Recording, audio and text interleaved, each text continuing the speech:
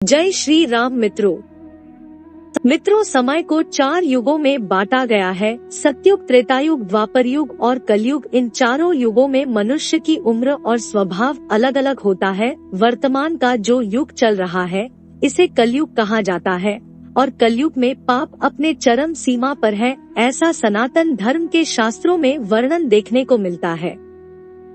दोस्तों, सनातन शास्त्रों में यह बात स्पष्ट रूप से लिखा हुआ है कि कौन सा कर्म करने से किस प्रकार का फल प्राप्त होता है, यानी कि हिंदू धर्म के जितने भी शास्त्र मौजूद है उनमें यह बात बताया गया है। इस धरातल पर मानव जीवन प्राप्त प्राणी कौन कौन सा कर्म करता है तो उसे स्वर्ग और नर्क इत्यादि लोकों में जा करके अपने कर्म का फल भोगना पड़ता है। दोस्तों, गरुड़ पुराण को हिंदू धर्म के 18 पुराणों में से एक पुराण माना जाता है। गरुड़ पुराण में मृत्यु के पश्चात होने वाली जीव की गति के बारे में अच्छे से वर्णन देखने को मिलता है। आपको बता दे, गरुड़ पुराण में यह बात भी बताया गया है कि मनुष्य मरने के बाद स्वर्ग जाएगा या फिर नरक जाएगा।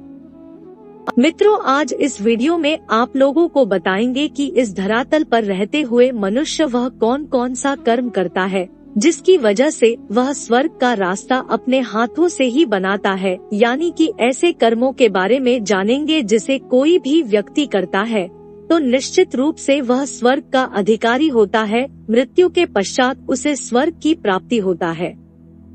इस वीडियो में 7 ऐसे संकेत के बारे में आप लोगों को बताएंगे जिसे यदि आप जान लेंगे तो आप बड़ी आसानी के साथ कह सकेंगे कि मृत्यु के पश्चात वह व्यक्ति सीधा स्वर्ग में जाएगा।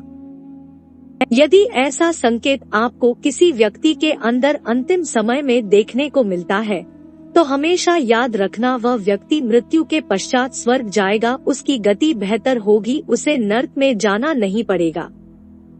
भक्तों, श्रीमद् भगवद गीता में आत्मा को अजर अमर बताया गया है और भगवान श्री कृष्ण ने श्रीमद् भगवद गीता में बताया है कि आत्मा एक शरीर को छोड़कर के दूसरा शरीर धारण करती है। गरुड़ पुराण में जीवात्मा की गति के बारे में बताया गया है। भगवान श्री कृष्ण ने गीता में बताया है कि हर व्यक्ति के शरीर में 5 मुख्य द्वार होते हैं। तो चलिए जानते हैं वह कौन कौन से संकेत है जो यह बताते हैं कि व्यक्ति मृत्यु के पश्चात स्वर्ग जाएगा। नंबर 1, जीवन में जो व्यक्ति अच्छा कर्म करता है, कभी किसी अन्य व्यक्ति को चोट नहीं पहुंचाता, हमेशा दूसरे लोगों की मदद करता रहता है, उस प्रकार की महान आत्माओं का जब इस धरातल से जाना होता है तो वह सभी प्रकार की महान आत्मा शरीर के ऊपरी हिस्से के द्वार से, जैसे कि आँख, नाक, मुंह और कान के माध्यम से स्वर्ग की ओर प्रस्थान करती है।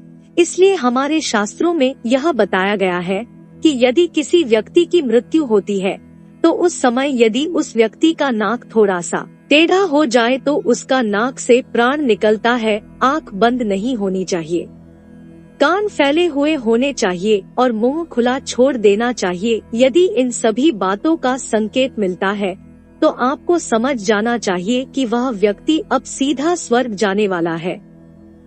नंबर 2, दोस्तों, बहुत से लोग ऐसे होते हैं जो मृत्यु के समय बहुत ही ज्यादा उदास रहते हैं, भयभीत रहते हैं। उन्हें डर लगता रहता है कि मृत्यु के बाद उनके साथ क्या होगा, जबकि कुछ लोग ऐसे होते हैं जो मृत्यु के समय किसी भी प्रकार से नहीं डरते, उस समय वह प्रसन्न होते हैं, यानी कि उनके चेहरे पर एक संतुष्टि का भाव देखने को मिलता है। उन्हें और किसी भी प्रकार की कोई भौतिक वस्तु की इच्छा नहीं होती, उन्हें तो केवल परमात्मा की इच्छा होती है। जब ऐसी इच्छा वाला व्यक्ति अपने अंत समय में होता है तो उसके चेहरे पर संतुष्टि का भाव देखने को मिलता है। अगर किसी व्यक्ति के चेहरे पर इस प्रकार संतुष्टि का भाव आपको देखने को मिले तो आप समझ जाए कि वह व्यक्ति अब मृत्यु के पश्चात स्वर्ग जाएगा। देखिए, जो लोग अपने जीवन के अंतिम समय में संतुष्ट हो जाते हैं वे महान आत्माएं मानी जाती है, यानी कि वे लोग अपने जीवन में अच्छे कर्म किए रहते हैं, जिसकी वजह।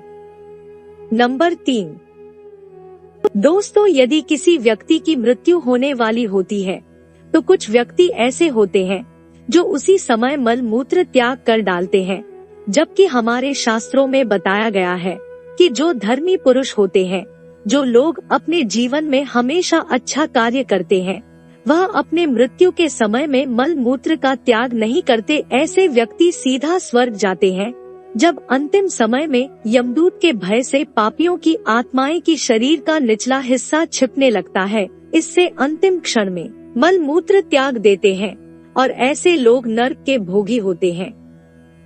नंबर 4, जिस व्यक्ति की मृत्यु होने वाली होती है, यदि उस व्यक्ति के पास गंगाजल मौजूद हो, तुलसी और आसन जैसी चीजें मौजूद हो, तो उस व्यक्ति को मृत्यु के पश्चात स्वर्ग की प्राप्ति होती है। हालांकि अंत समय में यह सभी चीजें केवल महात्माओं के साथ ही होती है। बहुत से लोग इन सभी चीजों को इंसान के मरने से पहले मैनेज कर लेते हैं, जबकि कुछ लोग इन्हें मैनेज नहीं कर पाते हैं, तो ऐसा वे अपने कर्मों के कारण ही कर पाते हैं।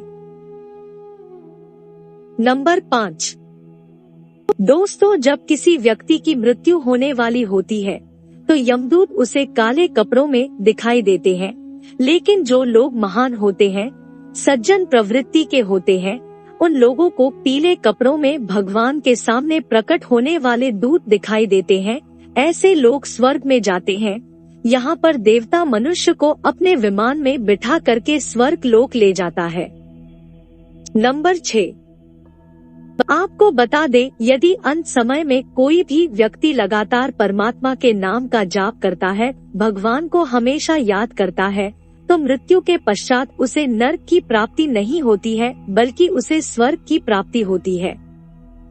नंबर 7, इसके साथ ही हमारे शास्त्रों में यह बताया गया है कि जो व्यक्ति अपने परिवार के लोगों के साथ हमेशा अच्छा व्यवहार करता है, कभी भी किसी के साथ बुरा व्यवहार नहीं करता, परिवार का हमेशा सत्कारी पालन पोषण करता है और परिवार में खुशी बना करके रखता है, ऐसे व्यक्ति को भी मृत्यु के पश्चात स्वर्ग की प्राप्ति होती है। हमारे शास्त्रों में यह भी बताया गया है कि जो व्यक्ति अपने जीवन में परोपकार का कार्य करता है, निस्वार्थ भाव से लोगों की मदद करता है, हमेशा लोगों की मदद करने के लिए तत्पर रहता है, उस प्रकार के व्यक्ति को भी मृत्यु के पश्चात स्वर्ग की प्राप्ति होती है। मित्रों, ऐसे ही वीडियो देखने के लिए चैनल को सब्सक्राइब करें और घंटी के बटन को दबाएं। जय श्री राम।